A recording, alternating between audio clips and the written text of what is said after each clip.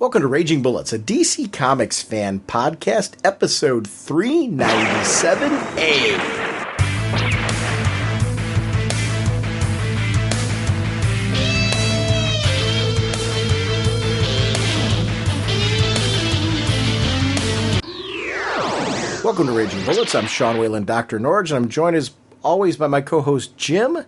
Sean, I thought we gave up the letters after our numbering. So says the sensei of the whatnot, Segulin of the Dukas, you know. How's it going, eh? We actually were having a discussion during this recording about some books that we want to talk about and also how to handle this week's release because there's content that we want to get to and some time issues. So on this episode, we're going to be talking about Superman number 32, Batman number 32, and we're also going to be doing some listener voicemails. On the second part of this episode, we are going to be talking about Batman Eternal, the New 52 Future's End weekly book, and we're also going to be discussing The Flash. We're going to talk about Flash number 32. So we're going to get current on all of those books in this two-part sequence. So be sure to come back and join us for the second part. We are proud members of the Comics Podcast Network, the League of Comic Book Podcasts, and the DCinfinite.com podcast partnership. Sponsoring this episode is DCBService.com and InStockTrades.com. Over at DCBService.com, favorite time of the month, this is when we find out the new deals that are going to be available at DCBService.com. Any of your pre-ordering needs, they have them from 35 to 45 to 50% off and even more from time to time over at DCBService.com. They have amazing bundles, and it's usually just it's a terrific way to shop. So if there's something you're looking for, whether it's comics or statues or toys, anything relating to comic book collecting and pop culture collecting, you can find it over at DCBService.com. Also, that you want to make sure to add your digital accounts, whether you're doing Comixology or MyDigitalComics.com, to your DCB Service account because 5% of those purchases goes towards your DCB Service order. Please be sure to head over to RagingBullets.com, click on the handy-dandy links that we have there, and make sure to do your digital shopping right from their website. It's nice and easy, and it's a great way to support a show sponsor. Over at InStockTrades.com, I am a huge fan of the Absolute Editions. We've mentioned them many times on the show. One of my favorite is Absolute Identity Crisis. And it's the unforgettable 7-issue miniseries that was put together by Brad Meltzer, Rags Morales, Michael Baer, the whole team. It's a 288-page count hardcover. $99.99 regularly, 42% off, only $57.99. Here's the great deal. Not only do you get that 52% off, but you get free shipping because it's $50 or more. Remember that InStockTrades.com, if you're looking for any form of collected editions, it's a great place to shop, and orders of $50 or more give you free shipping. So it's great to stock up on those items and get the free shipping. So I want to thank DCBService.com and InStockTrades.com for continuing to support our show. Mr. Segulin, what kind of a podcast are we? Raging Bullets is a spoiler podcast. We go in-depth into plot lines, story twists, and whatnot of the comics we're discussing on the show. So, if you haven't read the books, you may want to come back later so you can better enjoy the show. Let's talk some comics. Jim, our first book this episode is going to be Superman number 32. Jeff Johns is the writer, John Romita Jr. on pencils, Claus Janson on inks, Laura Martin is the colorist, Sal Cipriano is the letterer, Romita Jr., Janson, and Martin on the cover, Aunt Lucia is on the Bombshell variant cover, Anthony Marquet is the assistant editor, Eddie Berganza the group editor, Superman, of course, created by Jerry Siegel and Joe Shuster, by special arrangement with the Jerry Siegel family. This one I really wanted to make sure we got to right away because it was the kickoff of the new creative team, and we'd seen a lot of buzz about this. We saw the preview pages about this, and I really wanted to wrap my head around not just Jeff Johns writing Superman again, but also what it'd be like to see John Romita Jr.'s art in this book. I grew up with John Romita Jr. on Uncanny X-Men. I grew up with John Romita Jr. on Spider-Man. This is, a big deal to see him on DC books. And he has a very unique art style. I loved this, and I didn't know what to expect going in. It was kind of one of those where I was kind of like tentatively, it was almost like I was dipping my toes into a pool. And I don't know why I felt that way. I think just because I've been digging Superman so much right now, I really loved this. I don't know if you're in the same place, though, because we really have kind of kept quiet with each other, other than the fact that we wanted to talk about the 4 books we're doing on this episode. Where are you at with this? Well, I was going to play a little game and try to do my swerve, but I'm not going to do that, to be honest with you. I really enjoyed the story and looking forward to what's going to happen down the line. The artwork, I do have to get adjusted to. I'm not knocking it. I'm just not used to it, and I'm trying to recall, in my head where I've seen his art, what books I've read with him in it before, and probably back in the day when I was reading the X-Men stuff is when I actually got to see his artwork on a regular basis. So there is an adjustment for me on that, but story-wise, quality-wise, it's still good, and I'm still enjoying it. And I want to see where this is going to play out, and the potential we have out there. Ulysses was introduced as a character right in the beginning of the book, and this idea of someone whose life story is sort of paralleling Superman's, in the sense that we've got a different dimension where they're trying to have their child escape from. This person's going to come to Earth. What do you think about Ulysses? Any thoughts on Ulysses? Good, bad, not so sure? Where do you think Ulysses is going to fall? Well, when you got somebody with the power levels of Superman, you always have the possibilities of what's going to happen, because one of the things that make Clark is the fact that he was raised by Ma and Pa Kent. Mm-hmm. He was raised, how he was brought up to take care of and, power for, the weaker, not for themselves. And who knows how Ulysses came to be? Who raised Ulysses? Where was his foundation? Because he came to this dimension as a child, just like Clark did. So he's got an unknown factor, and the fact that he, landed somewhere other than Earth because he was told that Earth was destroyed, and now he's finding out no, Earth wasn't destroyed, and so he's going to have some adjustments dealing with that this Earth is different than the Earth he came from, but he really won't have any knowledge of what Earth was like before this. Well, what his Earth was like. So there's going to be some crazy, fish out of water type of stuff, but you have power levels that he has, so you definitely run a risk of, omnipotent super being running around going, why am I taking care of these puny little humans? One of the things that I really liked in this story was when we shift to the Metropolis sequence, and this is really where the art started to win me over. I've always been a fan of John Romita Jr.'s art, and obviously we've got Klaus Janson on inks and Laura Martin on colors. It's just a great creative team. But like you, I think when I first saw the preview pages, it's just because I typically feel like John Romita Jr. is a very Marvel style. And I think that just because growing up, I've always associated this artwork with Marvel, I was like, wow, this isn't really feeling DC when I saw the preview pages. In practice, though, when we actually got to see the book, and I got to really wrap my head on the visual storytelling, this Titano battle, not only did I really dig the battle itself, what I loved was the Jimmy Olsen bit. Having, Jimmy taking the shots and having the difficulty with getting a shot of Superman. I like that that memory every so often that, like, hey, Superman's moving around really fast. Some of it's deliberate because he does not want to be photographed. He doesn't want people to know he's Clark Kent. There's that aspect of it. How does he get away with what he does? It's because nobody gets a really clear shot of Superman to analyze. You might see Superman when he lands. You might see Superman up close, when he does, the hey kid, or, you okay ma'am, or, those kind of things that Superman does because he's polite. But he's moving and shaking. He's well aware that in this society in particular with digital media and everybody's got phone cameras and stuff like that, he's got to make sure people can't get a really clear shot of him so he can keep that secret identity that's so important to him. I loved that reminder in this. Yeah. It was something that I thought was really important. Yeah, definitely. And you talk about when you saw the Titano fight, that really helped you with the artwork.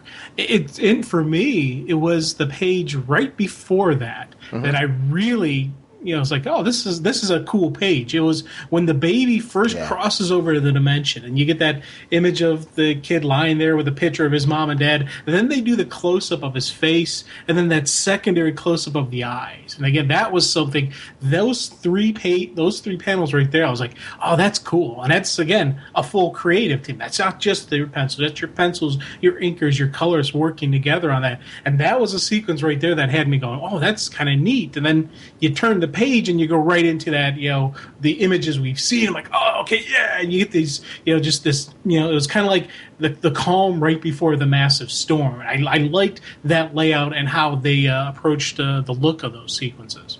I'm glad you brought it up that way, because I should probably clarify. I loved the initial opening pages. They're gorgeous. And the page in particular you're mentioning with the credits on it is fantastic.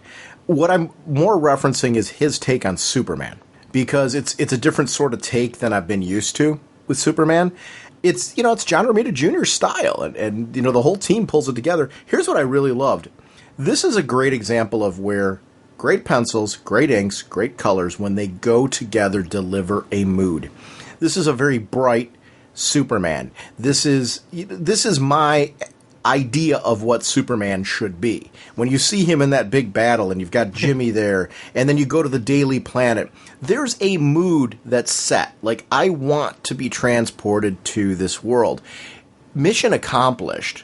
When there's that kind of dynamic resonance to the story, it's something in the New 52 it's really important that writers and creative teams need to remember to deliver these moments. Because Superman is not just about Superman and his big battles. You need all of that. You get that. It's the setting around him. People wanting to witness these amazing feats. I would be rushing out with my cell phone camera if, that Titano battle was going on. As much as I know, I'm into self-preservation and all that, if there was a superhero like Superman, when this is a true, tried and true good guy, and I have an opportunity to, photograph him, I'm not worried about getting him for a newspaper or anything like that. Yeah, maybe I'll throw it on my Facebook, but, I want it for me. My memory of, imagine the conversation piece. People come over to your house. Where'd you get that shot of Superman? I was there. That's what who wouldn't want that? That moment with Jimmy, where he's doing it for his job, but also there's a sense of adventure and excitement. That's the best of Jimmy Olsen, when you get that. And I loved not just the visuals of being brought into the Daily Planet and seeing Perry and all that, but also, we know that in the New 52, Jimmy's got some bucks. Yeah. I like that we're now dealing with the fact, why is he still bothering to work with the Daily Planet? Yeah. That was addressed here. I adore that, because we want him at the Daily Planet. You get it. Hey, as soon as my family resurfaces, they could be asking for all the money back, everything that I've spent. I could be in big trouble. So I'm going to start living within my means on this job. Please buy my photos because, I'm starting to think ahead. Great storytelling, because it doesn't throw out the window anything that was done before. I'm a big fan when you got a new creative team and they're heading in a new direction with the characters, they're advancing the story forward. Don't get rid of things and ignore them. This is serialized storytelling. If you're going to take something out of play, you're like, hey, I really want to start using Jimmy at the Daily Planet. I want to put Clark back at the Daily Planet. I want to make this a focal point again. Don't ignore those things. Tell us why. Take us to that place. Bring us along, because then that adds value to me as a reader on everything I've read before. It shows that I matter to you enough that you're not going to just be lazy. I think that's kind of the thing for me. Remember that this is serialized storytelling. I loved these beats. I really appreciated to them the whole mood, the setting. It gave me this sense of excitement that, hey, they're putting us in a place where we're going to be heading in a new direction, bringing in a lot of things that are familiar that I think we've wanted to see in the New 52, while at the same time not ignoring how we got here. This is exactly very opening segments of this particular run. I'm really appreciating the delivery. Oh, God, yeah. And it's funny because this Jimmy Olsen sequence, I'm agreeing, I'm nodding my head with you as you're saying all this, the cool stuff about just bringing the Olsen story back in the forefront and everything they did throughout this issue. But the one thing that triggered me, and this was during my art read through. So my second read through, I noticed I was looking at Jimmy Olsen's face, looking at Perry White's face, and wait a minute, they look different than how he was doing the artwork before. And then again, I went back and read, and I'm like, yeah. Then it dawned on me, like, they even say they look similar, but not the same. And it was a nice subtle difference in how he drew, the parents and how he's drawing everybody else. And it was funny because it was something that I read the words and I knew the story, but it didn't really sink in until I physically saw it. I was like, hey, wait, what's this? Duh! It's that art team, creative team working together that I was like, man, that is cool that he made just enough subtle differences that there is a noticeable difference, but it's not something outlandish that just smacks you in the face. So I was like, that was, again, another art moment. I was like, oh, that's kind of cool. I like when the Clark shows up because you've got Perry trying to really pitch to him, come back home. I need you here. We're in an era right now where the Daily Planet now is the place to be. And I'm able to start hiring. I like that he's acknowledging the fact that, newspapers have had a tough time of it. I didn't really, I had to kind of cut corners before. I'm in a place right now where, hey, I'm running the show. Edge isn't. Edge understands that, this is my position. I need people. I can get you back here now.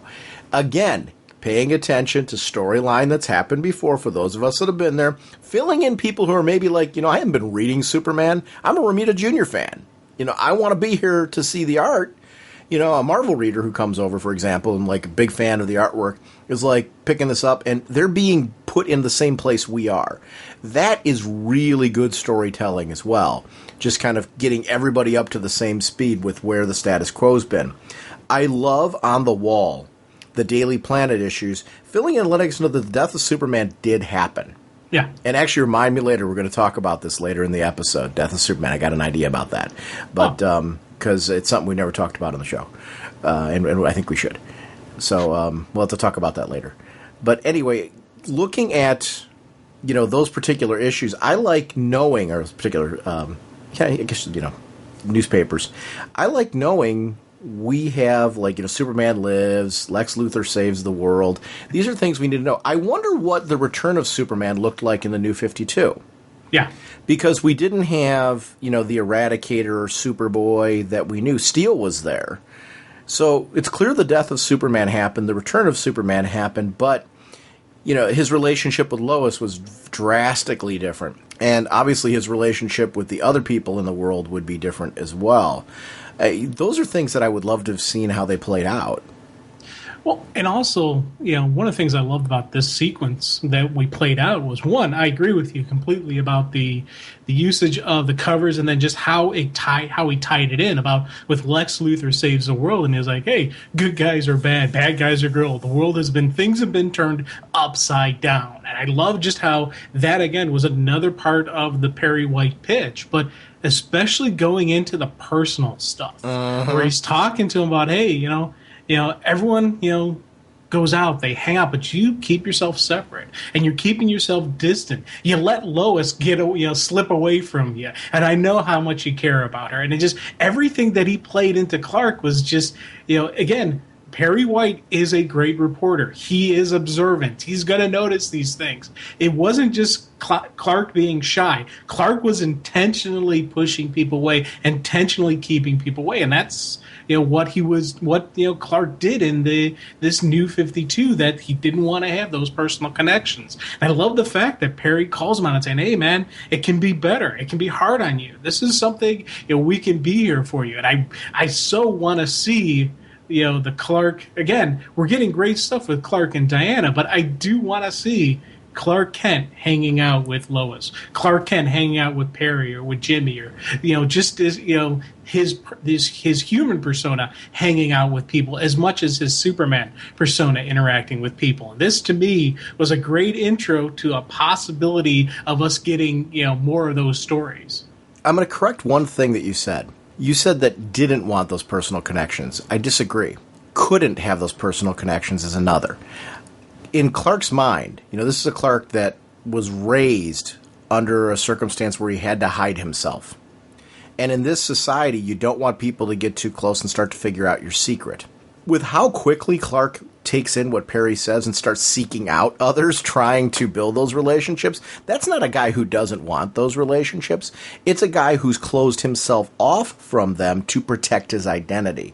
And there's a difference between not wanting it, not being able to have it in your mind. And I'm not saying Clark's right in not being able to have it, but I think, in this society, we've seen like how Superman has been almost persecuted because he has these powers and people are scared of him. That would affect him wanting to have interpersonal relationships that might discover who he is. But he wants those relationships. It's very clear, because even with the Diana, you mentioned the Diana relationship, bringing her into that world and seeing the side where he can just be Clark and interact with people that way shows a guy who wants that downtime, who wants to be able to be real, quote unquote, with people, to be, kind of a human, take it, chill out, hang out for a bit. I like how that played out, and I agree with you 100%. These are fantastic sequences when we get to see Clark just kind of look at life. And we get to see him with his parents again. And the photo album, I geeked out at that. Again, and that was a neat sequence with him reaching out to Diana, him reaching out to Bruce, and just you get those moments of, I really did like seeing him cook, and he's like, still not as good as Mom's. Just, again, these human moments of Clark are always those cool sides that I like. But it was funny, the Jimmy Olsen panel on this page, once again, shows Jimmy's a cool guy. He's actually, even, and his parents are scum. And another point that hits home, just this whole notion of family, this whole notion of, just like with Clark going through his photo album, Jimmy dealing with his stuff, and just this whole concept of, family for the hero and for the DC universe. I think that's something that we're going to get more of an exploration throughout the series. Is my guess is these are the kind of the teases we're going to get, and I'm thinking we're going to see Olsen's family come back, and they're going to probably make life miserable for Clark, and we're going to get some more stuff with Clark's family, etc. So these are quiet before the calm, but for me these are moments of like, oh, that's awesome. And again, when he's going through the photo album, very little dialogue except for once he starts hearing, hey, what's that? Help, please hurry. Just that, again, those quiet, no inner dialogue moments, just let the artwork tell the story. But then you get that little bit of why he's Superman. He hears what we don't. I like the balance of showing that he's super strong, but also providing threats to him that he just can't instantly overcome with brute force. Those are really key moments because, he's flying in there. Let's see who's in here. Now, either you're going to land this thing or I am. But the part that really struck me there, who is watching him? And why is that person referencing? Am I missing something there? I kind of took it. Could that be a Kent? Mm-hmm. I don't know. I took it as it was a Kent who was watching him. And part of me was thinking Ma Kent, but just the way an older woman could possibly be. You always get up when that's I taught you that, but it could also be Pa Kent. And how are they still alive? I don't know. I don't know who that is, and that's why I said before we're going to get some family stuff. I'm thinking that person has the last name of Kent. And my first gut was Ma Kent, and just an older, however they actually died, we're going to learn maybe they didn't really die. So when this whole stuff Ulysses plays out, maybe there's some more connections. The hair color's throwing me off there, though, because you look at the album, you definitely got your grayish tones, right. And this person has darker hair. True. So I don't know, but that doesn't necessarily negate what you're saying. It could be they went through something that has made them that way. Yeah, so some type of transformation. Right. So I don't know. I don't. Part of me is thinking the way you are. Another part of me is like, there's a story to be told there on who this person is, because we really don't know a lot of specifics about Clark's childhood. We've seen things gradually fed to us throughout this series, but we haven't really had everything spelled out. I like that because there's a Yeah. chance for us to get to know a little bit more about Superman's history, and I'm anxious to see what that all looks like. The battle sequences for me were really, really terrific because, again, you've got a Superman who's fighting an alien being who can do him some harm, who can attack him. That is always impressive to me when you see Superman keep fighting, because it's a guy, imagine you can't really be hurt, and you grew up not being able to be really hurt. You hit a certain point in time where you couldn't. I think we build up a resistance and a tolerance to pain because we learn how to deal with it. But what happens when you haven't? How do you learn how to deal with massive attacks like this when they're so spread out in your life? I like that kind of dynamic with Superman and seeing him press on. In some ways, it makes me admire him more when he faces stronger beings, that he keeps pushing on, because it shows that his resolve, his skill, his philosophy is genuine and real. What he learned from the Kents is genuine and real. It's a real part of him, and that's always impressive to me. Well, sometimes when you are the top dog, it's hard to, when you find someone who takes the punch and who gives that punch. You think about when Mike Tyson got knocked out. Up until that point, he was unbeatable. And he, training in various circumstances in his life, he wasn't ready for the fight. Say whatever you will. But when he got that first clock and he got that first massive hit, and he's like, oh, wow, that hurt. It threw him off his game. He was no longer the invulnerable Iron Mike Tyson. He, went down, and down goes Tyson. It was, huge. And part of it was the fact that he had never really got his butt kicked before. So seeing Clark get knocked down, seeing Clark get hit hard and, draw blood and have him continue pushing on, again, it shows where Clark comes from, shows who Clark is. And, and it's not just who Superman is, it's who Clark Kent, the man behind the, the costume, the man behind the hero. That's who he is, and it's the gut check time. We've seen it multiple times from Superman where he takes it to another level. I always like those moments when you get this massive, super powerful being who doesn't, lay down, who doesn't give up, who keeps fighting back. That being that Superman's fighting is speaking the same language as Ulysses when Ulysses initially comes onto the scene. There's a larger story to be told there. I love the mystery in this initial offering. We get a lot of information that we need, but we're also given a lot of mystery. That is always great for me as a reader because it's serialized storytelling. I want to be drawn into the next issue. I want to be drawn into the arc. I want to see where this is all going.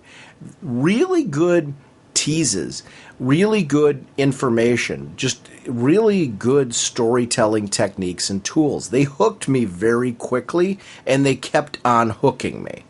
Yeah, but and that's the thing with the Ulysses, because for me, my theory on this guy, and again, these are theories, and it's the fact that I'm drawn into the guy, and I'm already starting to think off page. Whatever this creature was, the cleric, that's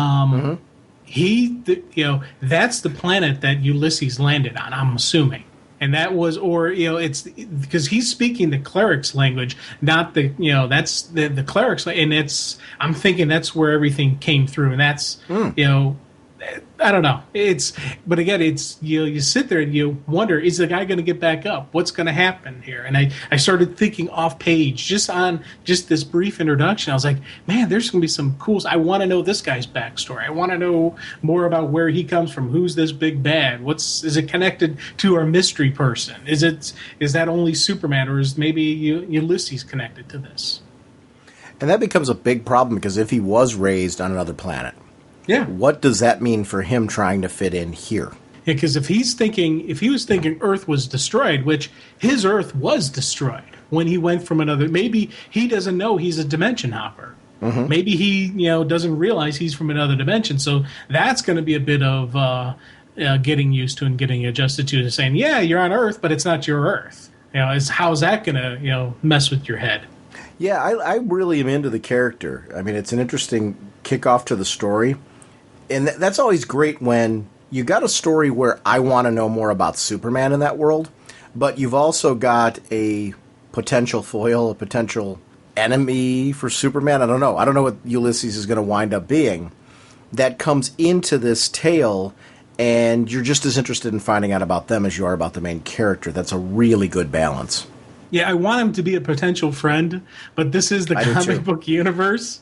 So two superpowered beings meeting, they're probably not going to be best of friends. They're probably going to end up fighting at one point in time. And it's stinks to say that, but they're just laying this groundwork for a Superman Ulysses fight, which again I think will be a pretty cool fight, seeing how we've already seen them handle some of the power fights. And one of the things that again got me, that because I really enjoyed, was the fact that there's very little inner dialogue on these fights. They're letting the artwork tell the story, and there's comments, there's a couple words and whatnot thrown in there, but it's not like a heavy focus of Superman thinking, who is this guy, what's going on here, what's he saying. It's just let the artwork tell the story, and I like that.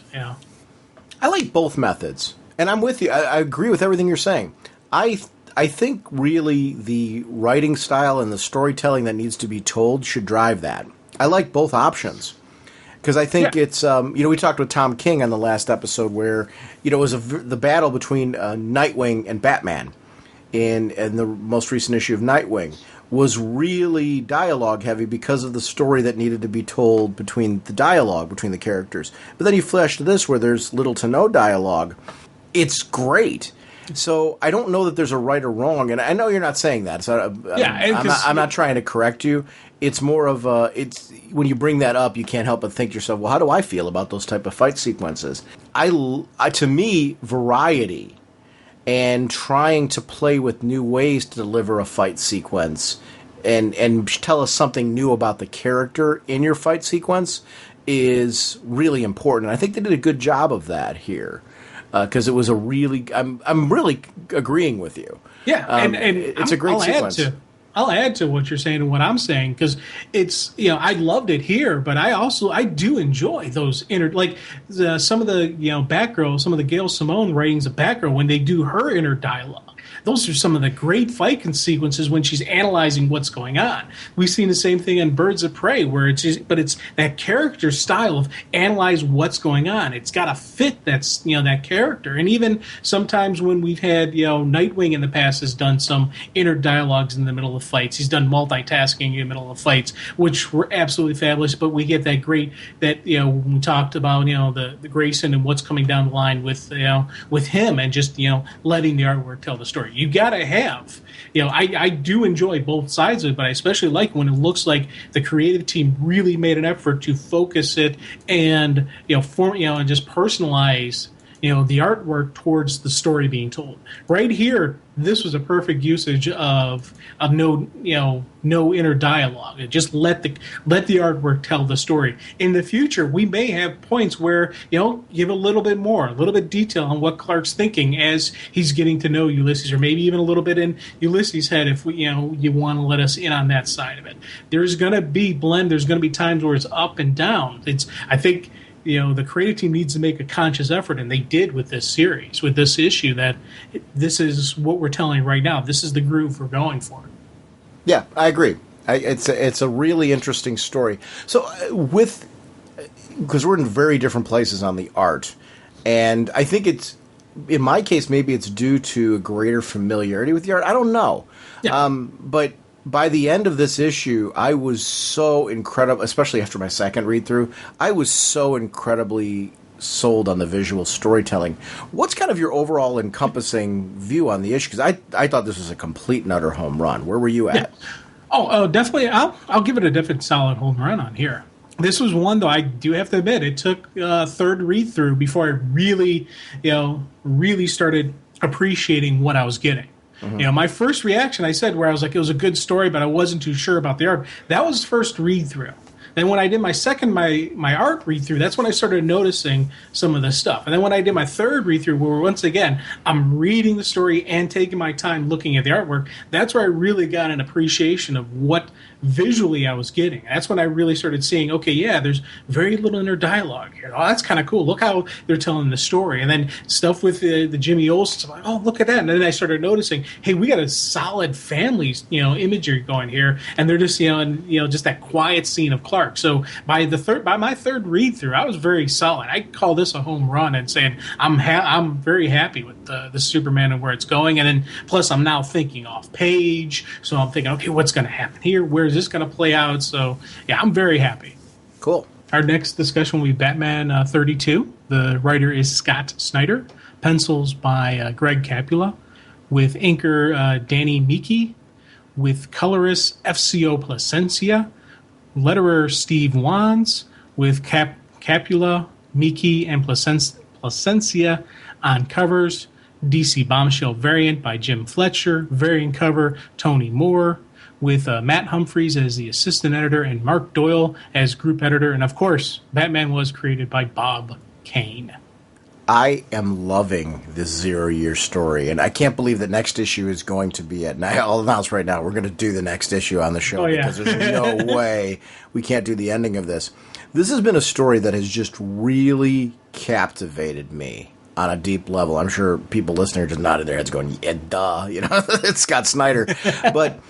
when you take an origin of a character like Batman and you do this kind of thing with it, what we're seeing right now is not just a further development of how Batman came to be, how he adopted the bat suit, how he evolved that gradually over time. We're also seeing why he is so driven to be thinking ahead. Why he drives his mental abilities to be the world's greatest detective. It's when you face a character like the Riddler, who's really 3 steps ahead of you all the time, you start to develop this sense that I need to be even better than him. I need to take it even farther than he did so that this tragedy can never happen again. This is really the story of why Batman feels the need to be that strategist. Because you question, how do you get there from this need to come back to clean up Gotham, this need to make sure that nobody goes through what he did as a child again, this need for justice. How do you get to be the strategist? This is telling that tale. It's really a tale that has never been told to this level in this way. So connecting it with such an early mission of Batman's that you would see why years later he becomes that guy. That's really the victory of this story, and I love that. Oh, God, yeah. And it's, Scott Snyder is now on that list of mine. And he's been on that list for a while now, but I don't know if I ever formally declared it on the show, and I've got to, just with how 0 year is going, where there's a list of creators that if their name is on it, regardless of what it is, I'm going to pick it up. You could tell me, Scott Snyder is writing the phone book. I'm like, oh, let me get that. Let me pick that up, see how it goes. Just because his name's attached to a project, you'll get me to read it. The Wake. Read The Wake. It's Vertigo. It's Read the Wake. It's a Scott Snyder book, which I know you're not reading. It's The Wake. I'm probably going to be. I'll tell you right now. I'm going to be adding it now, just because he, as I said, he's on that list of people that I'm going to always pick up their work, even outside of DC. I'm gonna he's a guy I will seek out, and this has been you talk about. We've always had these cool Batman origins. Well, this is the birth of the detective. This is the birth of why he's not just the scary bat. We've always seen that with the symbolism, the criminals are a superstitious and cowardly lot. We've always seen that. We're now seeing why the detective, why he's always got to be prepared. We're seeing the birth of the strategery of Batman. And I am absolutely thrilled that it's someone like the Riddler who's bringing this out in him. This is somebody that is, going to push the mental, push his mental game to a whole new level. And I'm just like, wow, this is a story that I didn't know where it was going to go at the beginning, but by the end, I'm like, yes, I'm hooping and hollering. I'm missing swerves, going, of course he saw that coming. He's the Riddler. Oh, okay, and just where it was going from every swerve he caught me on. I fully admit he completely caught me on. I was like, oh, that's awesome. See, and I cannot agree with you more. What we've seen is the birth of strategery. And it isn't until he learns to pronounce it as strategy that he's going to be able to beat the Riddler. Once he's able to do that, then we're going to see the full formation of Batman. So I am going to echo your comments because, as you were saying, I'm just nodding yes. Sorry, I couldn't resist. What a great story this has been, though. I love the whole I need another butler, kind of thing that's going on there. Yeah. And just trying to find a way to survive. This really is like Gotham's version of survival horror. Yeah. Because, your town basically has been cut off from the rest of the world. And it's been cut off from the rest of the world for a long time. I love seeing Lucius Fox in here. I love seeing Jim Gordon in here. You're seeing some guys that shouldn't trust each other, learning how to trust each other, and learning to see facets and sides of each other that they never have before. And you see why, after this, they're really going to be friends. They're going to be colleagues. Even if they never directly voice that or rarely directly voice that, these are comrades at arms. Yeah. And when you've been through something like this, you get to the point where you're very protective of each other and you justify those relationships. This is a great thing to be reading with Batman Eternal going on, which we're going to talk about later in the show, where you see a Batman stepping up for Jim Gordon in that book. I think you can look back here and see how he got to that point. Yeah. So good. That kind of stuff is the birth of relationships, and why they're so important is something I really like. This is a success. This is a story that, I can say right now, I will collect this in other versions because it's going to be one of those marquee stories that really tell a great origin of Batman and treads new ground while not canceling out some of the terrific stories that have been told in the past. It just treads some really new ground and tells us something we've never been told before. I really appreciate that aspect of this. Oh, God, yeah. And you mentioned Lucius Fox and Jim Gordon. And again, Batman's so cool. Batman, Bruce and Alfred, great relationship. When you get the Bat family, I always like those. But when you get the quote-unquote outside parties and just those interactions and those just the friendships and the trusting and the comrades in arms, every other description that you could use to describe them, I love seeing those moments because those really are the sides of, when we actually get to see, where we go behind the gruff voice, we go behind the big scary bat, we see him working with Lucius, we see him inspiring Lucius, you see him trusting Jim Gordon saying, he's going to figure out a way, you're going to figure out a way to do this. You see a solid leader, and you see this force out of Batman. I'm so sitting there, you think about how he started at the beginning of the Year Zero stories where he was stumbling and he was making mistakes, and we sat there, we accepted it because, hey, this is a young Batman. He's learning, and he's learning from his mistakes. You compare the guy at the very first issue of the Year Zero to this guy right now, and you're going to see a dramatic difference between the two, and you're going to see, right here, this is Batman. This is where it's, the cool stuff, is coming down the line from this guy, and this is the guy that's going to give it to you. And I so liked seeing just that inspirational, that leadership, that, that strong character, where he knows he can trust Lucius. He knows he can trust Gordon. He doesn't have to be scary and mean to them. He can let them in a little bit. Not enough that they know who he is, but he can let them in and trust them. There's a level of trust that he has for them that he doesn't have for other people. I love when they're going down underground. Batman's trying to piece together. They think they've got the Riddler. They're finally one step ahead of him, or at least caught up with him at this point. That's where their heads are at. There's an excitement there. This, you can see the development of a Batman that's more suspicious because he starts to catch on a little before everybody else. And we're seeing the birth of that here, too.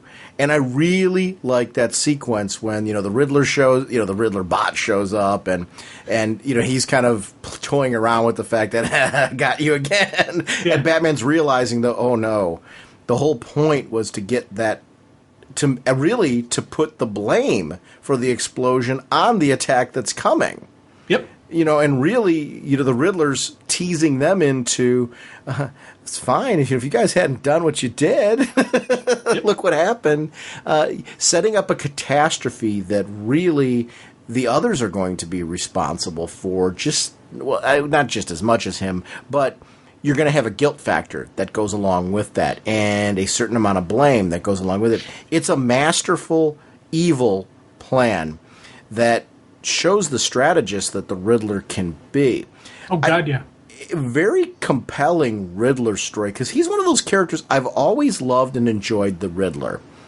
You rarely see stories like this with the Riddler where he's put on as the major bad guy to this kind of extent.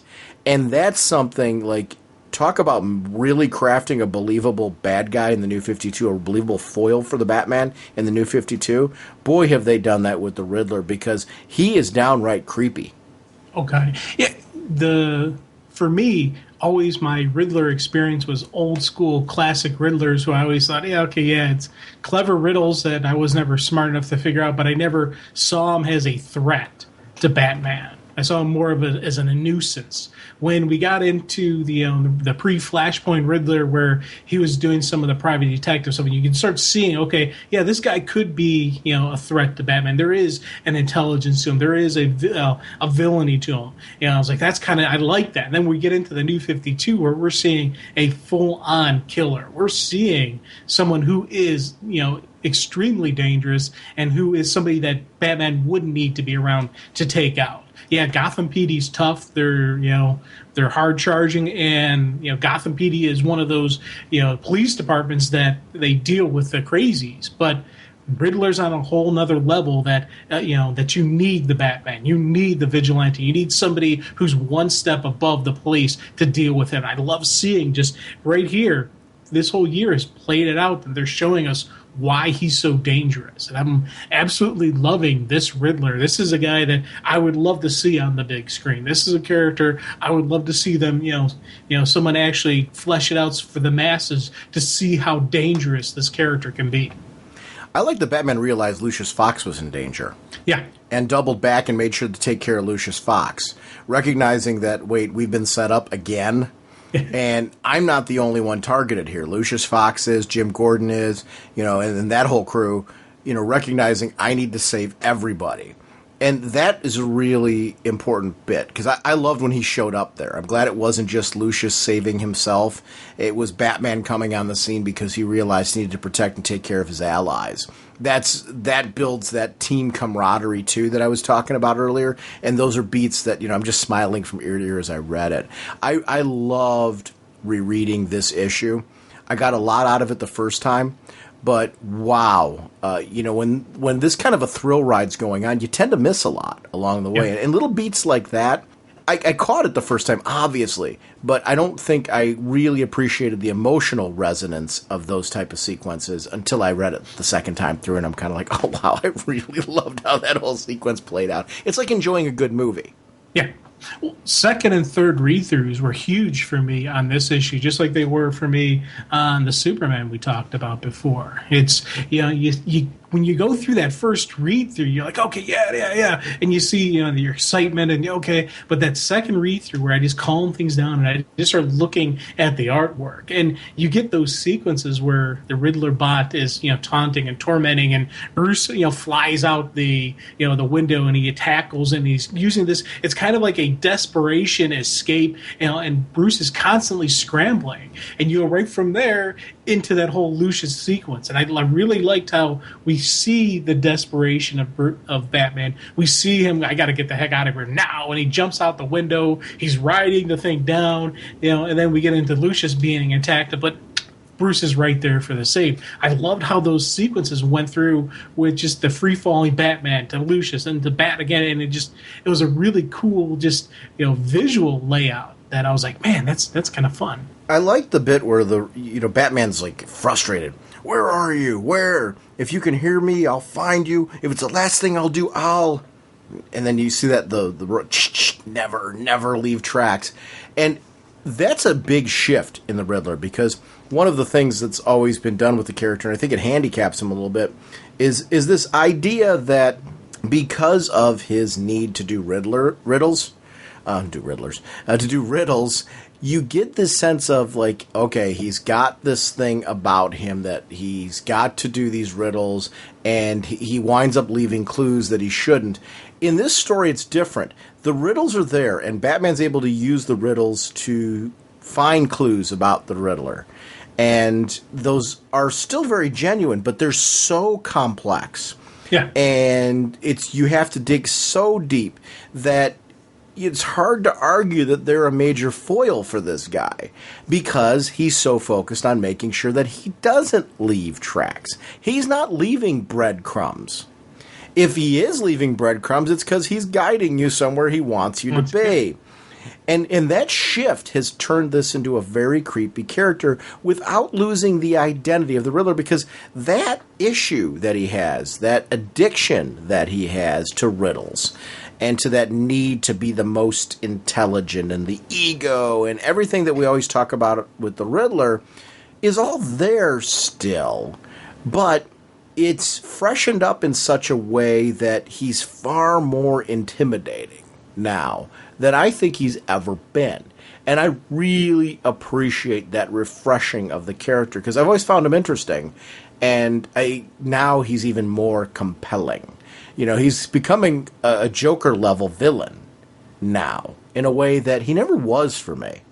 Oh, God, yeah. This is, it's funny because as you're talking, I'm just quietly nodding my head going, yes, I agree completely. This is some neat stuff. And the one thing it's funny because I'm going to argue with you, but we're both in agreement on something about with him leaving the riddles. He's not, again, I don't think he's really even leaving deep, complex riddles as to where he is. He's just when he's leading a riddle, he's leading them into the trap. The actual way they found him wasn't through a riddle. It was through Bruce's thinking like the Riddler, saying, okay, if I was the Riddler, I would want to be on the outside of the city. It wasn't any of his clues or any of his stuff that led him there to the Riddler. It was, thinking outside the box that gave Bruce the chance to catch him. So I'm going to say this Riddler really doesn't have that weakness of the riddles, where it's the riddles are going to give him away. This riddle, he's got riddles and he's got mystery wrapped up inside of a puzzle, he's more of a puzzler than a Riddler. It's, you're going to have this, puzzle that you think is one thing. Well, guess what? It's really these three separate things that you don't know about. That's how I see this Riddler, and I think that, again, makes him extremely dangerous. And it's something that, again, the vicious nature of this Riddler compared to previous versions of him is something that I'm absolutely loving. Yeah, there's something very interesting about the way that this character is being portrayed that I'm just really, really enjoying. Because, the question mark that's there, that he's going through, that is the riddle that's being put there. But the whole thing, you're right, it is meant to be a trap. It's meant to lead them into there. And I think that's the complexity to it. They've been trying to solve that through much of Zero Year.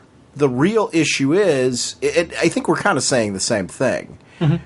Instead of the Riddler trapping himself in his own riddle, he's letting them trap themselves there. He's off doing his own thing in safety because he hasn't left the tracks behind. I think we're saying the same thing in two different ways. We're probably saying the same thing, just phraseology a little bit different. Because I do think there's a complexity to what he's doing here. The depth of what he's done in Gotham, to be able to take over a city and to have these people who we all respect not be able to get a beat on him, to get a step on him, says a lot to the complexity of the plan that he's developed here.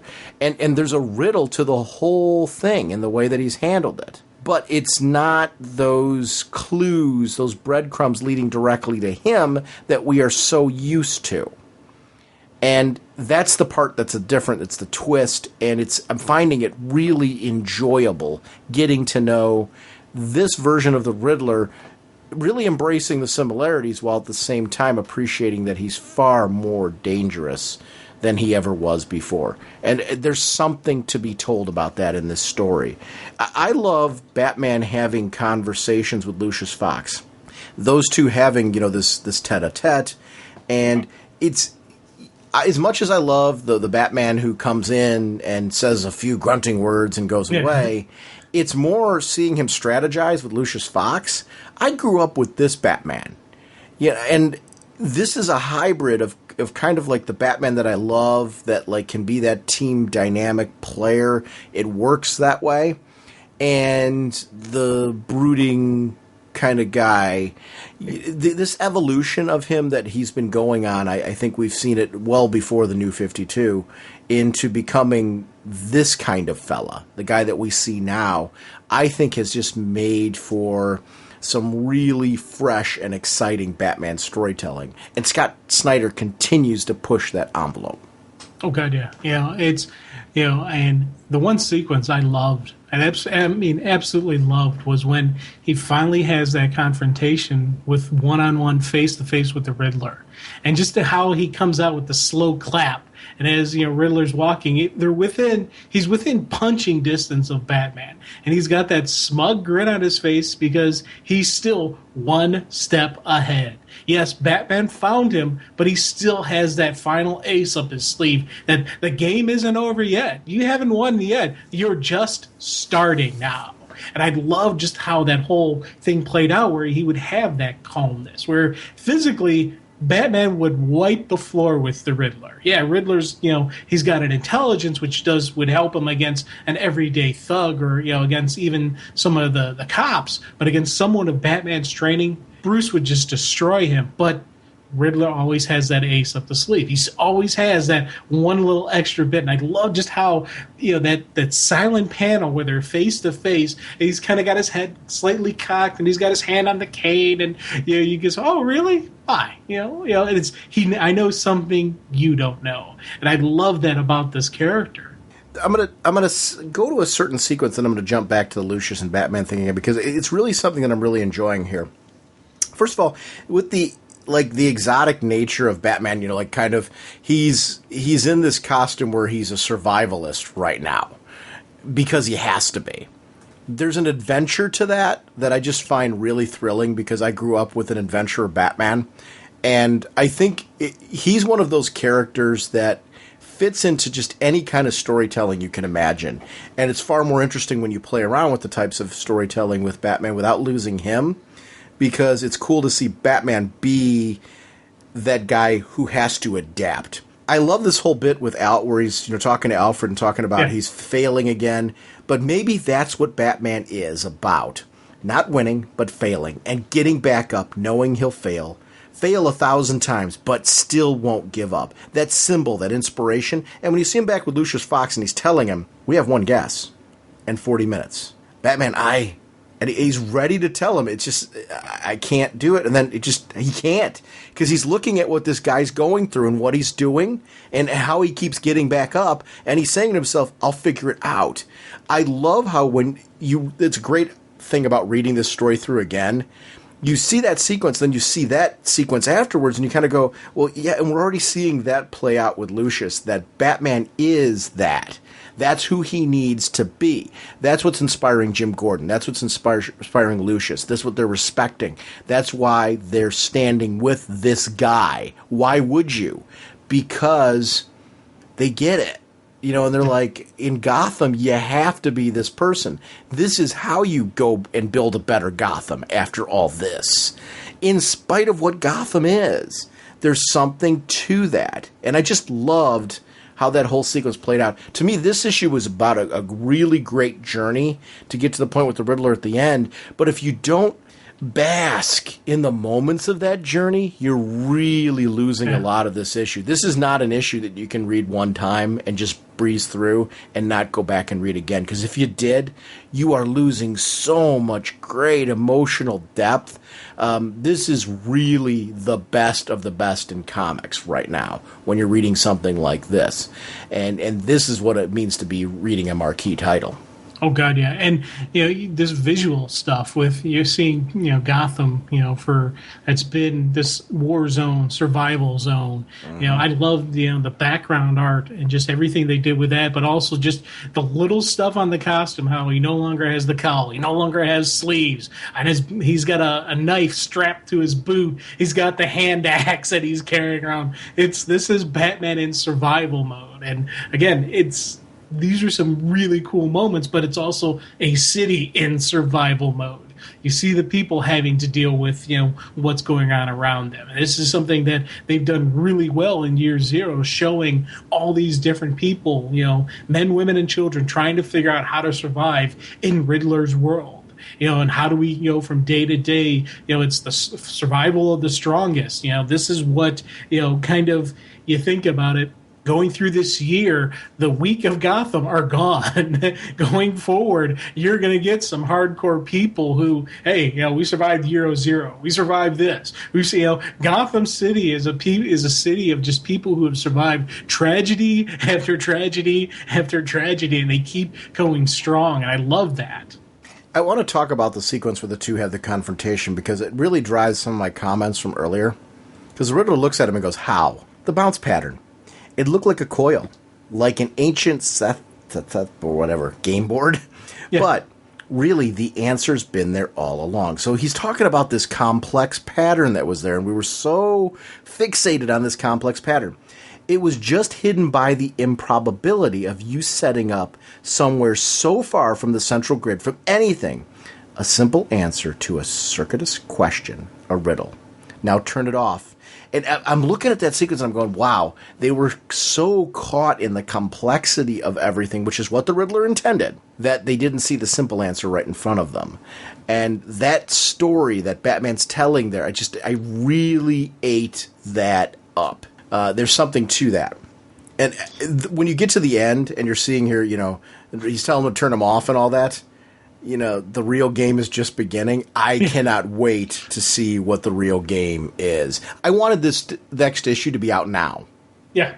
Oh, definitely. And thinking Riddler, thinking what it is with all the laser lights as he crosses into something explode. Are those laser beams that'll cut him? Are those beams that'll break thing? Is he standing because he's got the multicolored floor underneath him? Is that a standing trick? What's the trap? Where's the trick? What's going to happen here? It was a really cool visual boom moment, but it's also gets you thinking, okay, what's the game now? You didn't figure it out. What's he got to deal with You now? really didn't figure it out?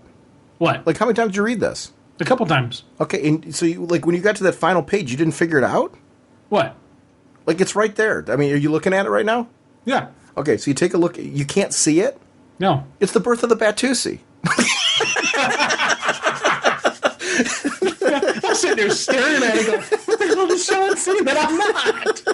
Because there's like an image on the front there in the center, and it looks like kind of like a face, but that could be a balloon, or that could be, I'm like, what is that? It's a snake.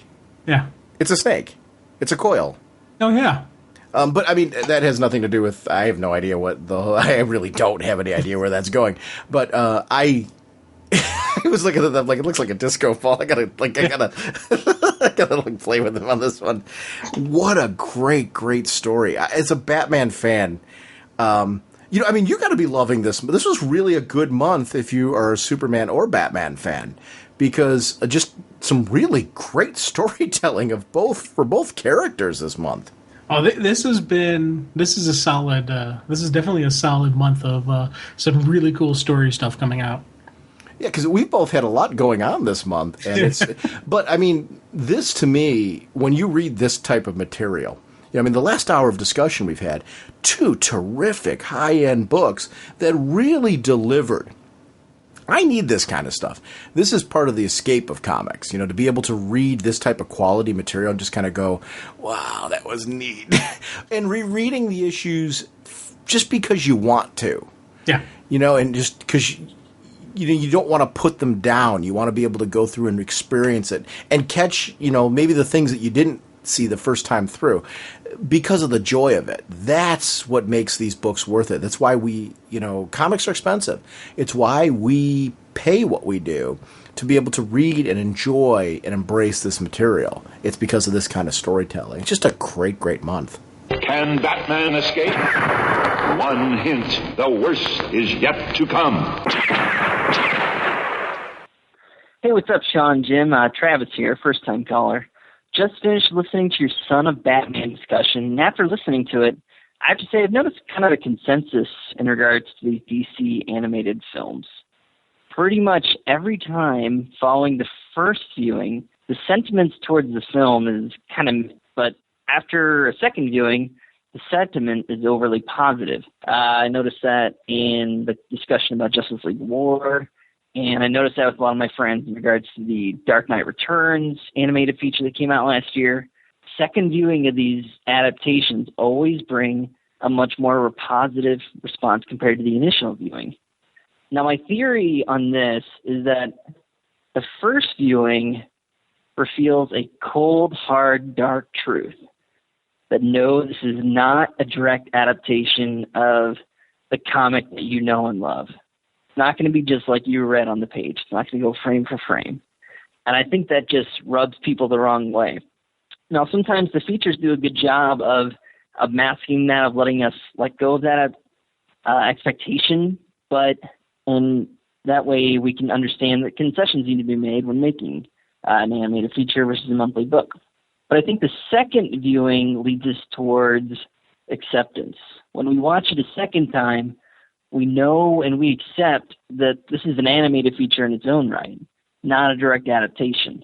So we appreciate it more for what it is. We can look at the changes more objectively, and we can approach them more as we realize that this is definitely a different medium than the comics.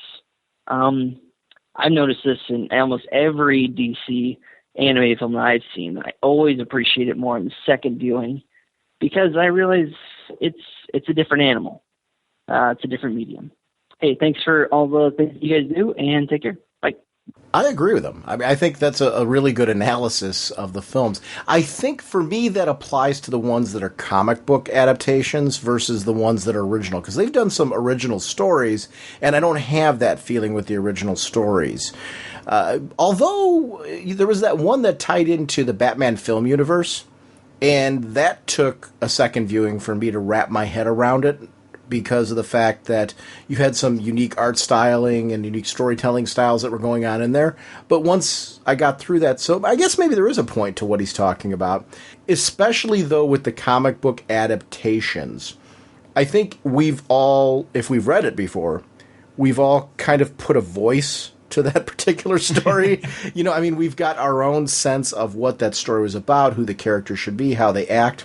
You're never going to bring that to life exactly the way that we would expect that on the page. And I think he's right on his point there. But he's in second viewing, third viewing, they do have more of a resonance. Did you ever watch Batman and Son again? Yeah, Did you actually, I was just about to comment on that because I did watch it one more time after our discussion, and I gotta tell you, I did enjoy it a lot more than I had. It's something that part of it was our discussion, part of it was that I was looking at it different. And again, as I said, when I first watched it, I did have a very negative anger that was outside related. I was like, I was just angry at the world. So I did go into it with a prejudice, but the viewing after our discussion completely looked at it a lot differently. And, especially was able to really just delve into what they gave us on Damian and just the explanation on who this kid is and all those stuff that I absolutely loved about the little monster I got in this series, and I got in this short form story. And I say short form because it's less than a full multiple years worth of comic books being told, but it is still a full detailed story on who Damian is. And I walked away from this knowing who this character is and walked away going, man, this is a neat thing I'm looking forward to. I had, my off-page thinking. So I had my, next story of Batman and Damian, next story of Batman and, Dick Grayson, or where this characters that we have in this pocket universe, where can they go from here?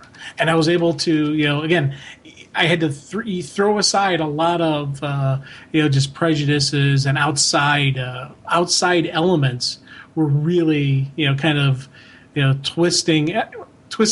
affecting my judgment on the story. So I had to, really just separate myself, sit back and enjoy the story I was given.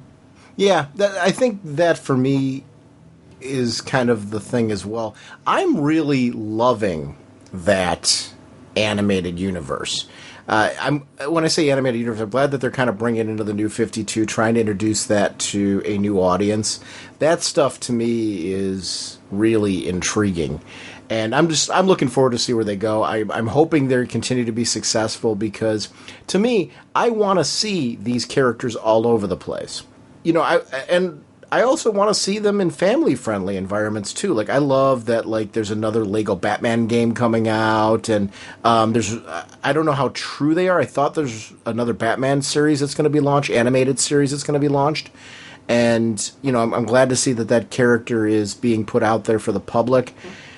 I would love to see out of one of these, like, a breakthrough DC supporting cast character where they could have their own series. Like, to me, Flash should be an animated series. Oh, God, yeah. And I mean, an all-ages fun, like, with some really good storytelling animated series. I think it'd be great. And I don't mean that in the sense that I want it to take away from the main television series that's going to be coming out. I could see that being just as much of a companion to that as, Batman animated series have been to Batman films. So I don't know. I would love to see stuff like that brought to life because I'm all for family friendly and fun DC universe stories. See, to me, family friendly a lot of times nowadays has this illusion of being watered down. That's only if you choose to water it down. You can do family friendly and fun, accessible stories that have depth to them and are exciting. You just got to find the right balance to make that work. And I would just love to see that stuff kind of put out there. So animation is always a fun way to get comic book stories because they can do things in animation that you can't get away with on film because of the number of locations you would need. You can go anywhere in an animated feature. Well, you think about what we got going on, like with Green Lantern, the animated series. That was a family friendly. That wasn't just a hardcore comic book, or it was too mature for kids. But it wasn't a goofy. There was still solid actual stories being told. But that was available for everybody and accessible to all people. So they can very easily do it. They just got to do it. Yeah, yeah. So I don't know. I agree with his comments, though, on repeated viewings, making that work. It's funny. I do think his point is, especially when it's a comic book adaptation, a direct adaptation, that it takes a little bit more from that. I'll even go back to the X-Men series. I love the X-Men animated series on television, but when they were directly adapting stories from the comics, I found that those adaptations, a lot of times, I had to wrap my head around. Because I think Batman the Animated Series got a lot more latitude from me. I loved that series because of the fact that it wasn't a direct adaptation. I think there's always that balance. Now, I'm going to take a step back and say I love that X-Men was directly adapting some of my favorite stories in there. And I was glad to see that they found a way in that animated universe they'd crafted to bring some of the best stories to life. But I think that's always a slippery slope. You run the risk of exciting fans and upsetting fans at the same time. And I think they should keep on doing it because they're great stories for a reason, and you got to put them out there. Because you know what? There's no such thing as a bad conversation. If you get people talking a lot, it's going to get people to want to watch. So it's interesting. So I'm just hoping that these animated features do well and we get to see a lot more of the comic book material, not just in live action. I want to see animation still, and not always just the 3D animation. I love that kind of stuff. I love the Pixar philosophy and the Pixar style of storytelling, but I want to see the hand-drawn as well because there's something to that. Yeah. Hey, Sean and Jim, this is Scott from South Carolina. I haven't left a message in a while, but I'm actually on my way home from the first day of Heroes Con in Charlotte, North Carolina, a convention I don't think you guys have been to, which you really, really, really need to consider putting on your schedule because it is a really good convention. I think today I saw Kevin McGuire, Jim Starling, Tom Lyle, Matt Fraction, Joe Staten, Cliff Chang, Mark Wade, and the thing about it's a very family-oriented convention. It's not packed. I mean, it's crowded, but it's not, like San Diego or anything like that, of course, or New York. The lines are very, very, very short. In fact, I walked right up to Kevin McGuire, right up to Jim Starling. I didn't have to wait at all. I got a great sketch from Joe Staten he did a full-body sketch of the Earth 2 Robin from the old All-Star Comics, the Justice Society. So you guys really should put that on the schedule sometimes to come. You definitely won't regret it. So I've been listening to some of your podcasts on the way to the show and the way home, and I think you guys really need to consider doing a longer podcast, and I'll tell you why. When you guys do the discussion of old books like you did, you've done one recently that your discussion was on the death and return of Superman. I really, really enjoyed that. It brought back a lot of good memories of that book and that time. So I know you guys have a pretty good track record of long podcasts, but you either need to lengthen it and every once in a while do a book like that you discussed, or you can do a spin-off podcast. You guys can handle a second podcast, I'm sure. So anyway, I want to let you know I really enjoyed that. And then I really enjoyed the discussion you guys had about the George Perez, Alex Ross Crisis poster. And I kind of have a neat story about that, too. I have a friend that gave me that years and years ago when that poster was originally solicited and came out. And I had it for a couple of years or more before I finally got around to getting it framed. And I took it into our local Hobby Lobby, and when the guy folded it out, he said, I need to go get our store manager. And I said, is this just going to be a difficult difficult thing to frame? And he said, no, but I just need to go get him. So the manager comes in and just flips his lid over the poster. He's a huge comic book fan. He wanted to know where I got it. And he said, listen, he said, I love this poster. He said, so if you'll give me a few days to figure out what we're going to do with this, I'll give you a really, really good deal on it. So about 3 or 4 days later, he calls me to come back in, and he tells me, we can't use glass because it's going to be too heavy to hang. So they had to special order some plexiglass, and he did a black frame with like a triple matted metal internal frame. It turned out really good, and the guy gave me a good deal on it too. So I actually had it hanging up in my office. I'm a dentist, so I have it up in my dental office, and then it comes with that key also that identifies all the characters, and he separately framed that, but it's like a see-through frame on the front and the back, so you can actually take that frame off the wall, turn it over, and you can see what's on the back. But I have so many patients that come into my office and just stare at that poster, trying to identify people and asking me all kinds of questions about it, and I can't tell you how many people have learned about the DC multiverse from coming into my office, because they all want to know, why are there 2 Supermans, and why does one of them have gray hair, and why is one of them holding Wonder Woman and the other one holding Superman, and I'm Supergirl. And so there have been a lot of people that have been informed about DC universe characters through coming to the dental office. So it's not always about pain. There's some good things that happen at dental offices too. So, but I just want to let you guys know to keep up the good work, and we'll talk to you soon. Thanks. Actually, there's a couple of things that I want to talk about for this one, but first I want to talk about that poster, because I have mine hanging now. Mine's 5.5 feet long, 2.5 feet wide, and it's same thing. You had to get plexiglass because otherwise it'd be too heavy.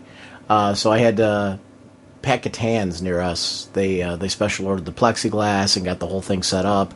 And I got a Starman poster. Actually, I'll post them I put them on my Facebook page, but I redid my office and kind of, I was going to re-wallpaper it because I don't like the wallpaper. It was here when we moved in. And so rather than doing that, I told my wife, I said, you know what? I'm not going to bother redoing the wallpaper.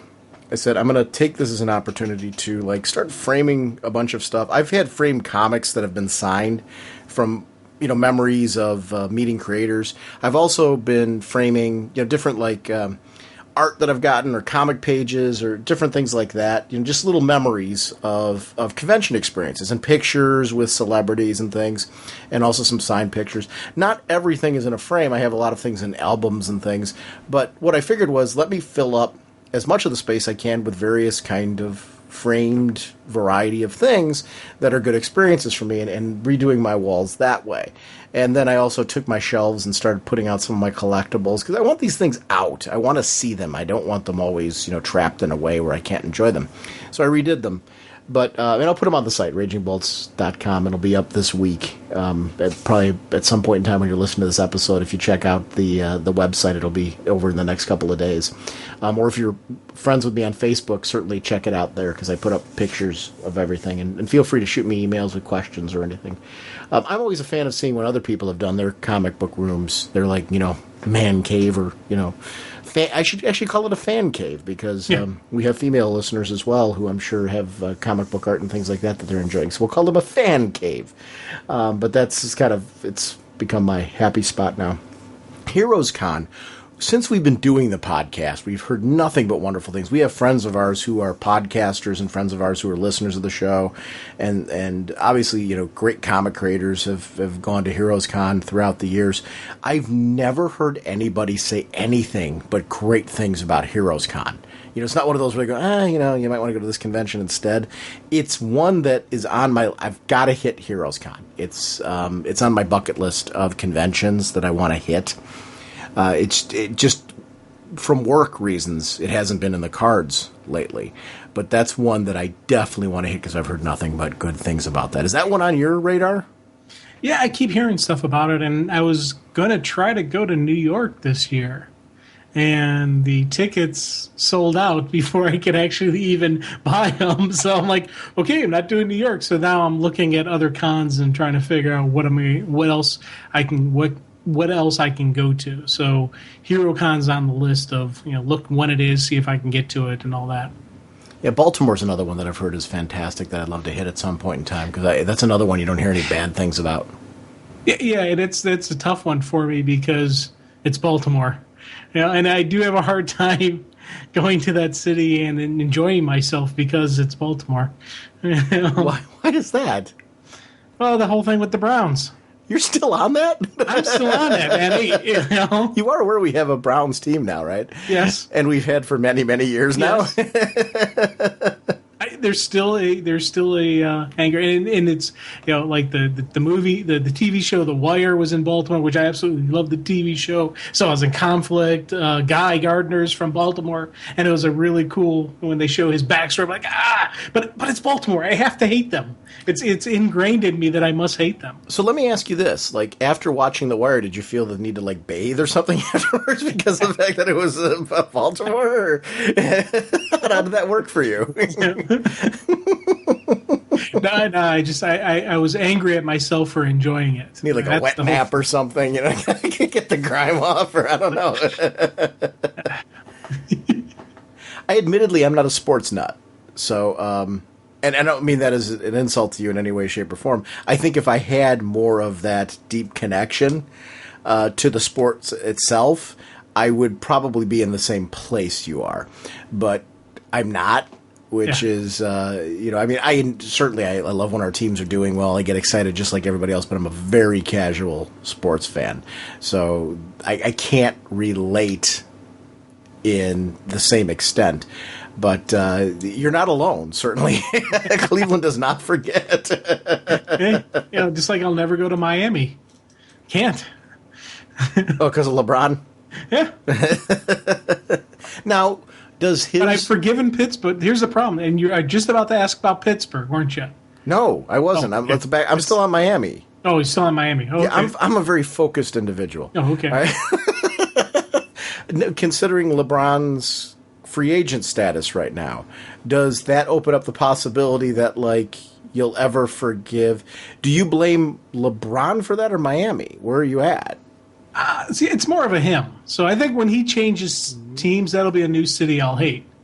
So I can see myself being very forgiving of Miami.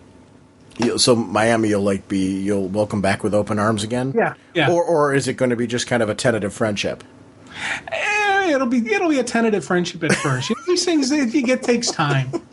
Wow. Miami just had a sigh of relief. There's still a possibility. Yeah. Okay, now Pittsburgh. Okay, let's go with Pittsburgh. Well, the interesting thing with Pittsburgh was I like Pittsburgh. I actually like the city, and part of that comes from the fact that when Cleveland was in hiatus, they did show support to the city. Okay.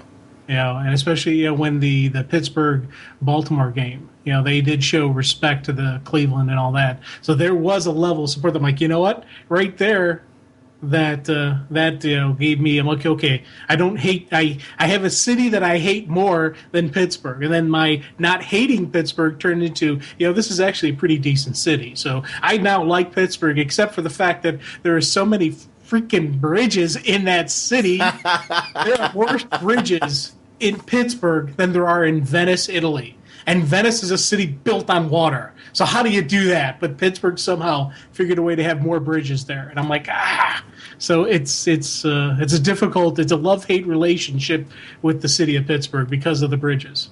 So how do you do in Venice? Well, Venice was actually very easy for me because the bridges were all walking bridges. And I'm okay with the Venice bridges because I wasn't driving across them. And they weren't these massive, towering spanses that, anything could happen. And you're fine with going under bridges? Yeah, I'm fine going under, yeah. Right. It's just so you can be on a boat and all kinds of stuff like that. Yeah. So Venice I was fine with. It's just actually being on them. Yeah. Okay. All right. That endlessly fascinates me. And actually back to what is one point.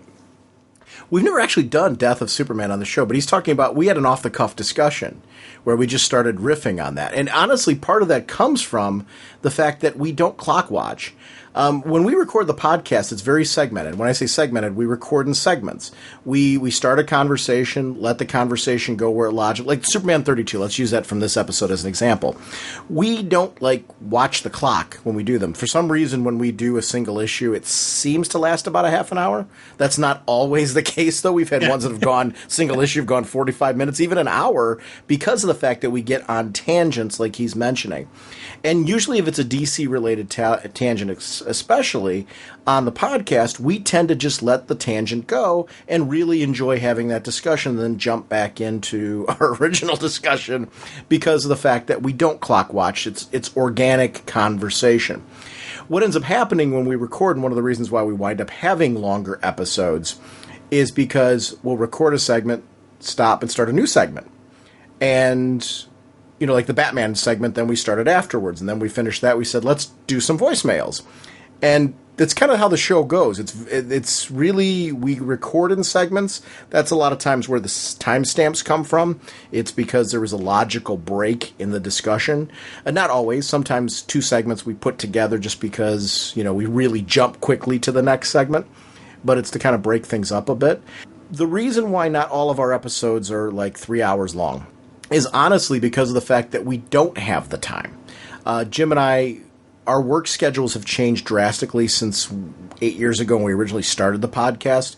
We're heading into our 400th episode, and the amount of time both of us have, flexibility-wise, and even location-wise, we don't live as close to, before you used to be able to come over here in 10 minutes.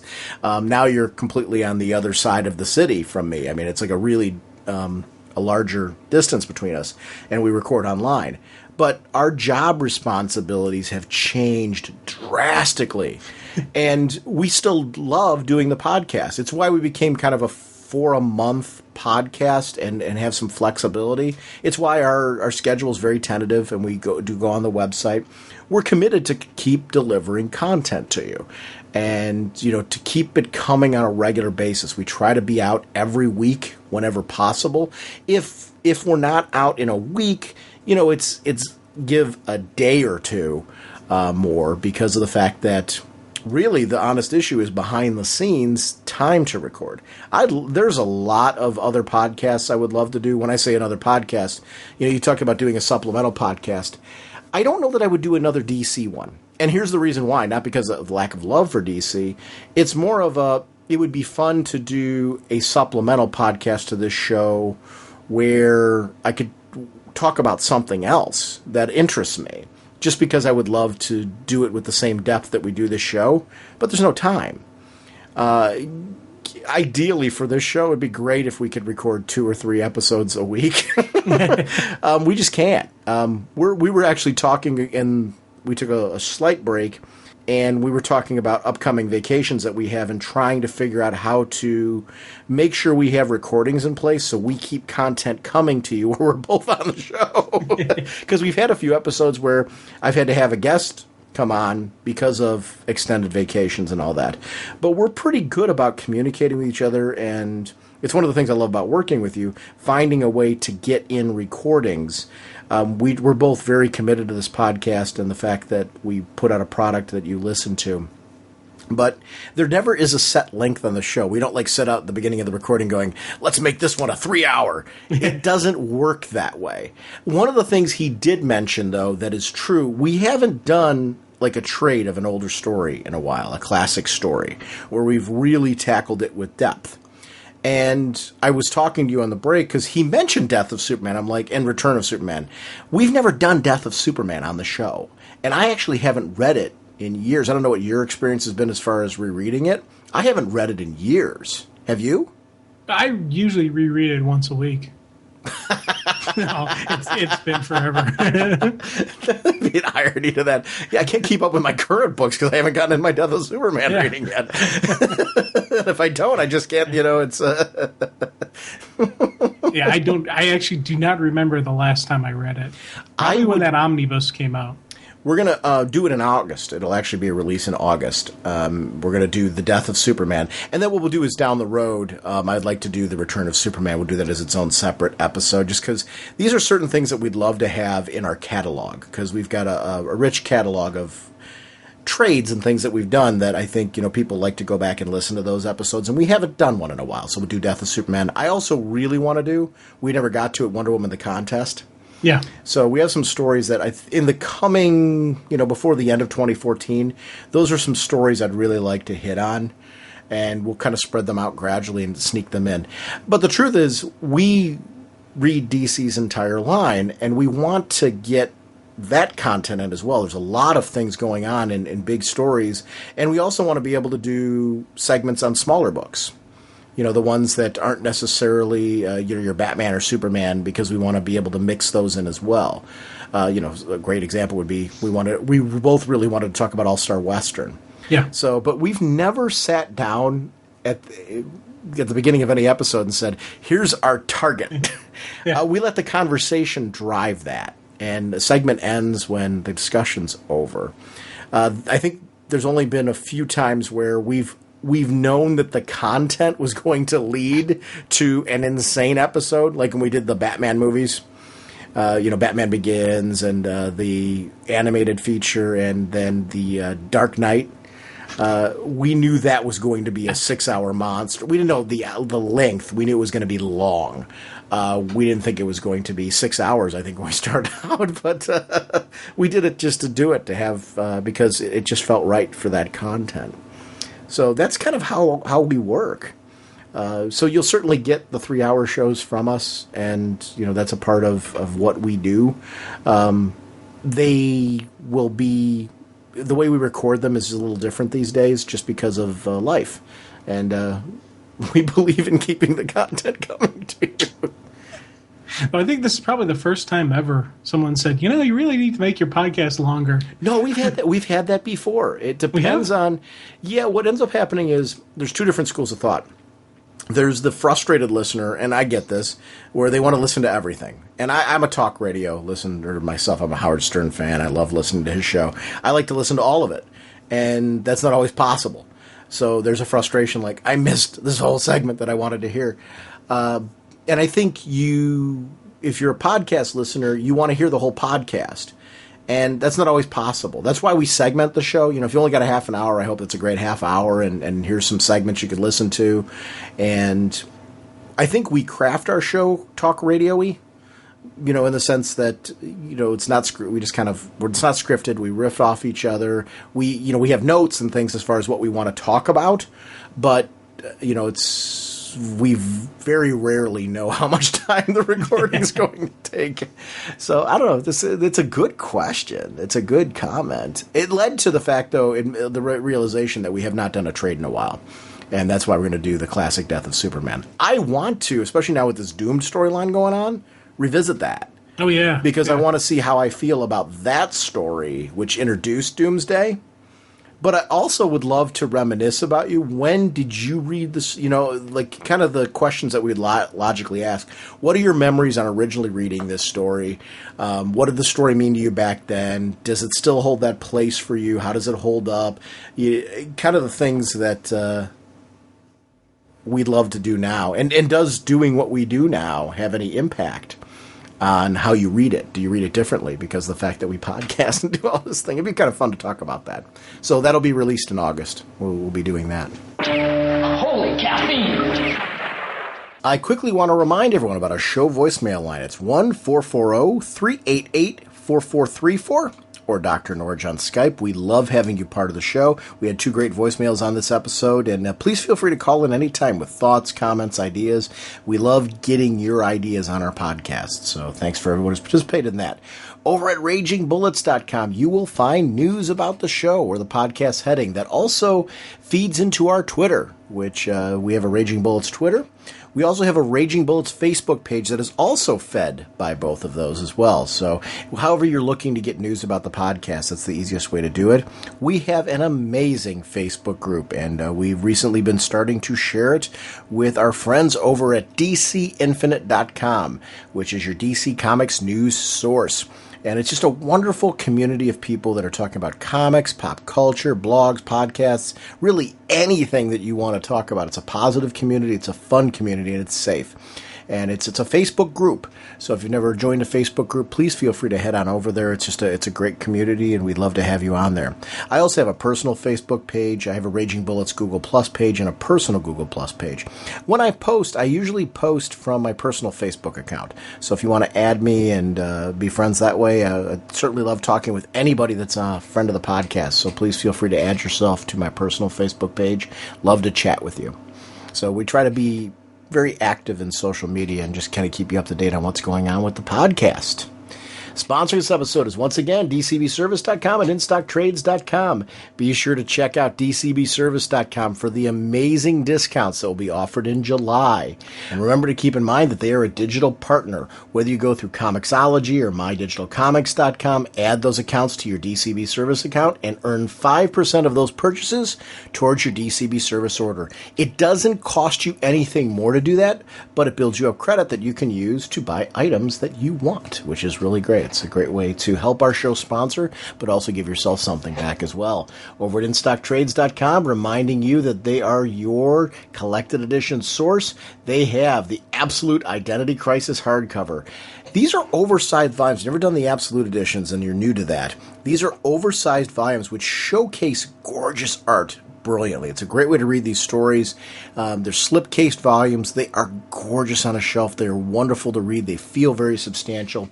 This one's 288 page count, $99.99 regularly, 42% off, only $57.99, which gives you that free shipping, because orders of $50 or more are free shipping over at our friends at InStockTrades.com. Our next episode will actually be part B of this particular episode, and we will be discussing the most recent issues of Batman Eternal, the New 52 Futures End, and The Flash. So we will see you in a few days. Bye!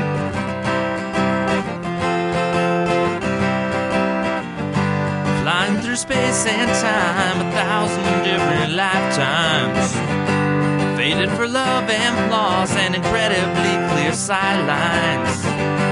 Swinging your mace around, such a practical outlook. Helping the JSA and occasionally supporting your own book. Hawkman, Hawkman, eagle eyes can't see. Hawkman, your plan and what you do to me.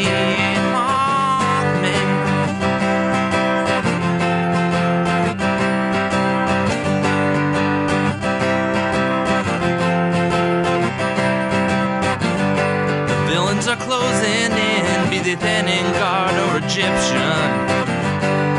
working so hard to thwart you and Hawkgirl's mission. The odds are not on your side, and danger seems to stack up. Things would be so much easier if you would just call for backup. Hawkman, Hawkman, eagle eyes can't see your plan and what you do to me. Hawkman, Hawkman, eagle eyes can't see.